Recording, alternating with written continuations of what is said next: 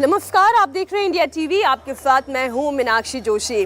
प्रयागराज की इस पावन धरा गंगा यमुना सरस्वती के इस त्रिवेणी संगम की धरती से आप इंडिया टीवी के सभी दर्शकों का बहुत स्वागत करती हूं। कहा यह जाता है कि सतयुग में हर 10 में एक मानव देवता के समान था और फिर आया त्रेता युग, जब भगवान विष्णु ने राम के अवतार में जन्म लिया। फिर आया द्वापर युग, जब भगवान विष्णु ने कृष्ण के अवतार में यहाँ धरती पर जन्म लिया, पापों से मुक्ति दिलाई, जीवन जीने का रास्ता दिखाया। और इस वक्त हम कलयुग में हैं। अभी भगवान विष्णु के कल की अवतार को होने में बहुत लंबा समय बाकी है। तब तक मानव क्या करे, अपने मानसिक वृत्तियों से कैसे मुक्ति पाए, घृणा, लोभ, क्रोध, इन वृत्तियों से छुटकारा तो पाना है। क्या उसके लिए अवतार का इंतजार करना होगा या फिर महाकुंभ की इस पावन धरा पर आकर संगम स्नान करके मोक्ष की प्राप्ति करनी होगी? माध्यम क्या हो सकता है? इन मानसिक वृत्तियों से कैसे मुक्ति मिलेगी? आज हमारे साथ राजयोगिनी ब्रह्म कुमारी दीदी मनोरमा जुड़ी हुई हैं, जो कि खुद इस मेला क्षेत्र में हैं और बहुत ही सुंदर झांकियां हैं। दीदी मनोरमा, बहुत स्वागत है आपका इंडिया टीवी पर। नमस्कार। मैं शुरुआत प्रयागराज से ही करना चाह रही हूँ। ये महाकुंभ, पहले तो मैं आपसे समझना चाहती हूँ, किसी भी कॉमन मैन के लिए इस महाकुंभ की महत्ता क्या है? महाकुंभ के बारे में जो बातें कही जाती हैं तो वो ये है कि अमृत मंथन के लिए, समुद्र मंथन जब हुआ, अमृत निकला और उस अमृत को वितरण किया, भगवान विष्णु ने नारी रूप रखा। एक बड़ी महत्वपूर्ण बात है वो ये है कि वो अमृत कोई और भी तो बांट सकता था, नारी स्वरूप में ही क्यों बांटा गया? पहला प्रश्न है, नारी स्वरूप में क्यों बांटा? तो एक ऐसा स्वरूप होता है माँ का कि जिसके आगे नटखट बच्चा भी चुप रहता है, समझदार भी चुप रहता है। देवों और दैत्यों ने दोनों ने स्वीकार किया कि भले हम दोनों ने मिलकर पुरुषार्थ किया है, आप बांटिए, हम बैठे। तो वो अमृत कलश जब गलती से देवों की पंक्ति में दैत्य आकर बैठ गए, राहु और केतु, हाँ, बाद में वो राहु केतु कहलाए, तो वो जो वक्त आया और उन्हों को दे दिया गया, तो आपस में थोड़ा संघर्ष हुआ। तब जयंत लेकर कलश को भागे और वो 4 जगह उन्होंने रखा और 4 जगह जो बूंदें छलकी वो इस कुंभ को उजागर करती हैं। तो गंगा का पावन तट त्रिवेणी का उनमें से एक, उज्जैन, हरिद्वार, नासिक, आपका प्रयागराज। तो मनुष्य को 2 बातें ध्यान में आती हैं। एक तो अमृत छलकने के कारण इसके पावनता का एहसास होना, दूसरा गंगा को जब धरती पर उतारा गया और उनसे कहा गया कि भाई आप बहें मानवता के लिए। बोला जब गंदे हो जाएंगे तो क्या होगा? बोला संत स्नान करेंगे, आपकी पावनता बरकरार रहेगी, आप घबराइए नहीं। तो जब संत यहाँ एकत्र होकर उसमें स्नान करते हैं तो मानव मात्र सोचता है गंगा इस समय बहुत पावन है, हम भी स्नान करके अपना भाग्य बना लें। वाकई में, और इसलिए देश ही नहीं विदेश से भी लोग यहाँ पर भागे चले आ रहे हैं जी। ये अवसर कोई भी नहीं गंवाना चाहता। वाकई में इस शुभ संयोग भी 144 साल के बाद आया है जी। लेकिन ब्रह्म कुमारी इस खास तौर पर जी राजयोग की बात करती है जी। मैं इस राजयोग को समझना चाहती हूँ। ये राजयोग क्या है? देखिए, योग का शाब्दिक अर्थ है जोड़ना जी। जब कभी हमारा वैयक्तिक बल कहीं कम पड़ने लगता है तो हम किसी को बुलाते हैं, जरा हाथ लगा देना, और यहाँ राजयोग में हम उस जगत नियंता को बुलाते हैं, प्रभु हाथ लगा देना। जब मानवता कराहने लगती है, जब नैतिक मूल्य विलुप्त होने लगते हैं, जब ऐसा लगता है कि अब आगे अंधकार ही अंधकार है, तो पुनः प्रकाश के लिए उस प्रकाश परम पिता परमात्मा का आवाहन करना, उसके साथ अपना संबंध जोड़ना।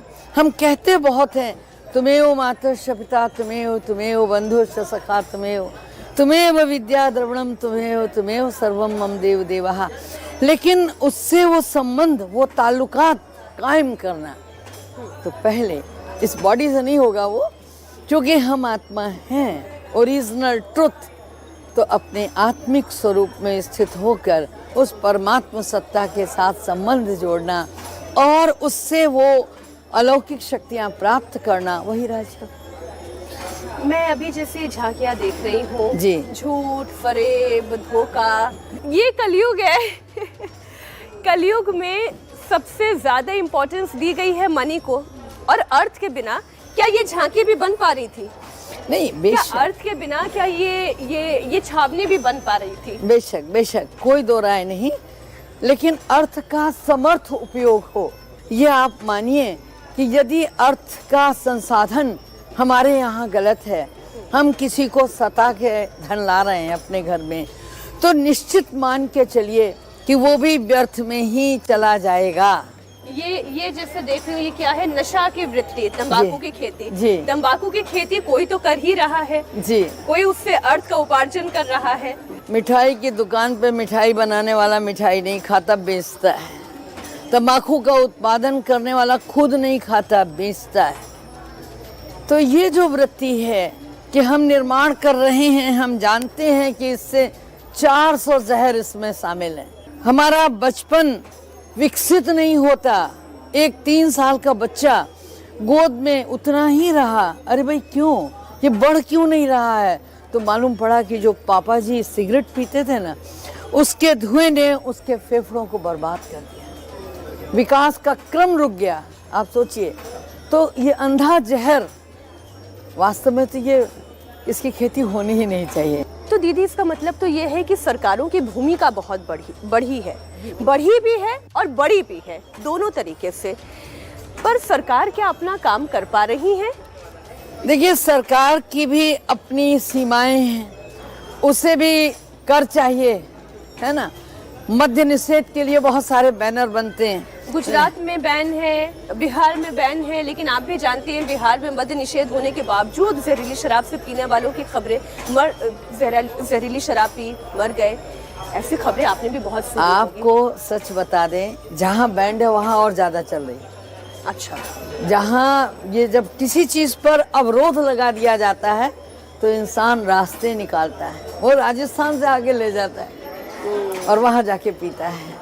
तो आवश्यकता इसकी नहीं है कि हम किसी चीज़ पर बंदिशें लगा दें, आवश्यकता है कि उसे जागरूक करें, और जागरूक इसके लिए करें कि वो पिए नहीं, उसके शारीरिक अवयव क्षतिग्रस्त हो रहे हैं। आवश्यकता इस बात की है कि हम उसको जगाएं।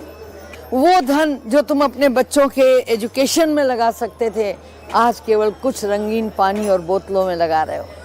तो जगाने की आवश्यकता है। हमने जो एग्जीबिशंस लगाई हैं, ये जगाने के लिए लगाई हैं। दीदी, अलग अलग चर्चाएं हम कर रहे हैं, सरकारों की भूमिका की बात कर रहे हैं और वृत्तियों की बात कर रहे हैं।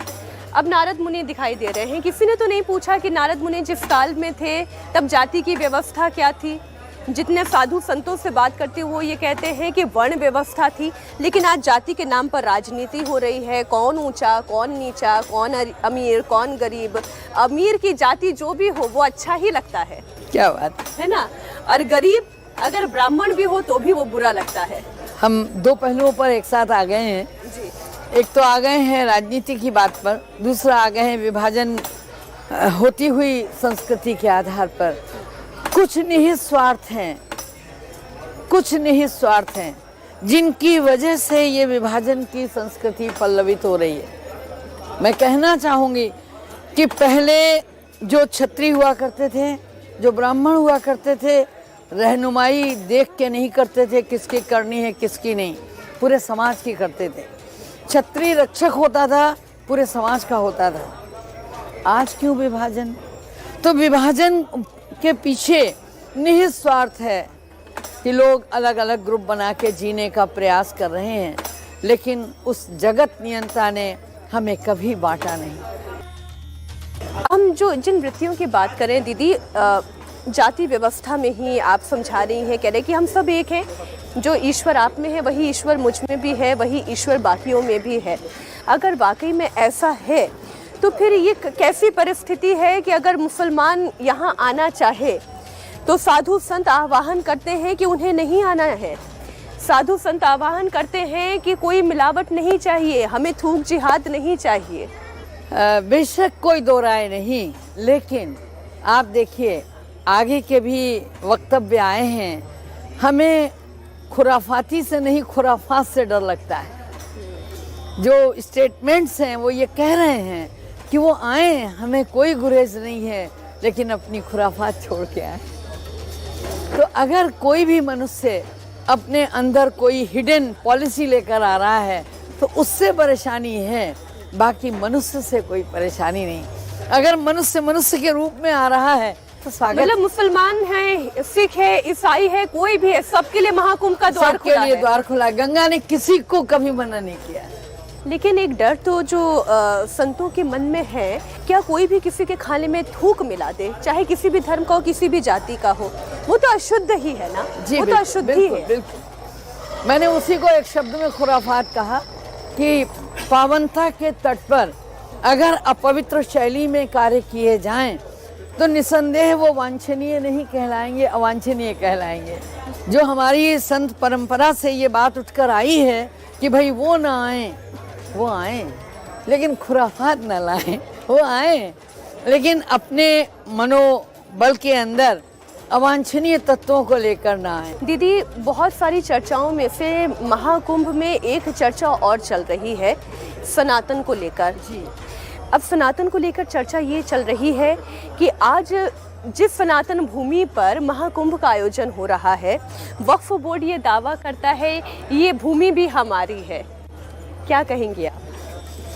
देखिए, कुछ साल पहले जो इतिहास कहता है कि उन्होंने हम पर विजय पाकर युद्ध करके अपना राज्य कायम कर लिया था, तो जिस पीरियड के दरमियान उनका राज्य रहा, उनकी संस्कृति रही, उनके उसूल रहे, तो उन्होंने उस चीज़ को काफ़ी विकसित किया और वो इस मुगालते में भी रहे कि अब तो हम ही हम हैं, बाकी सब पानी कम है। बाकी पानी कम है। जी। इतिहास स्वयं को पुनः दोहराता है। तो आज जैसे बच्चा अपनी खोई हुई चीज़ को जब देखता है तो बहुत खुश होता है कि हमारे पूर्वजों का ये भी है, ये भी है, ये भी है।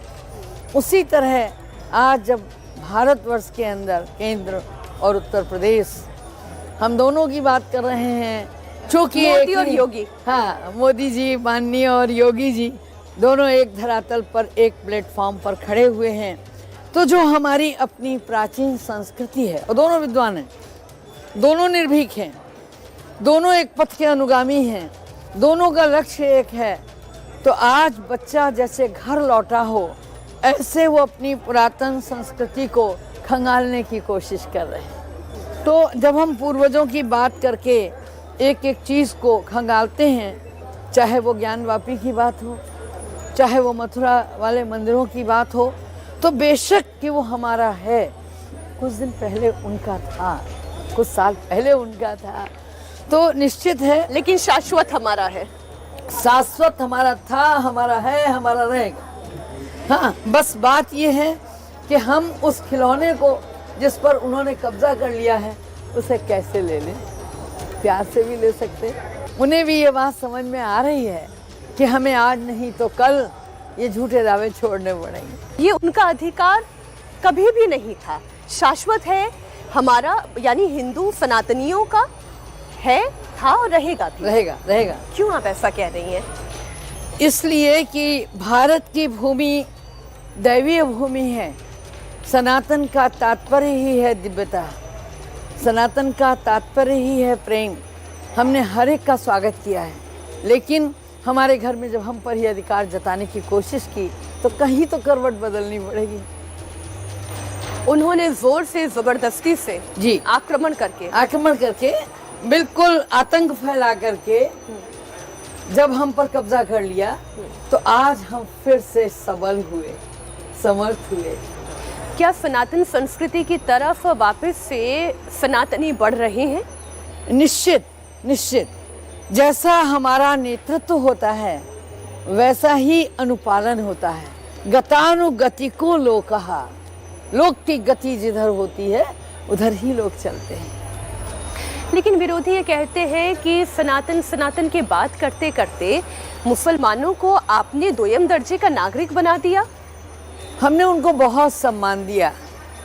हम जिनको कल तक अल्पसंख्यक मानते थे आज वो बहुसंख्यक हैं। लेकिन हमारे ही लोगों पर जब उनकी कुदृष्टि पड़ी तो हमें संभलना पड़ा।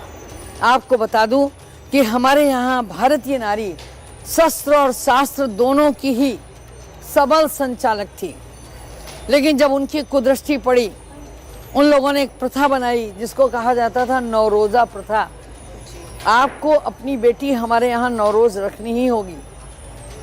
ये इतनी गंदी प्रथा थी, इतनी गंदी प्रथा थी। विवाह से पूर्व किसी सूबेदार के यहाँ हमारे घर की बेटी बहू जा कर के रहेगी। क्यों?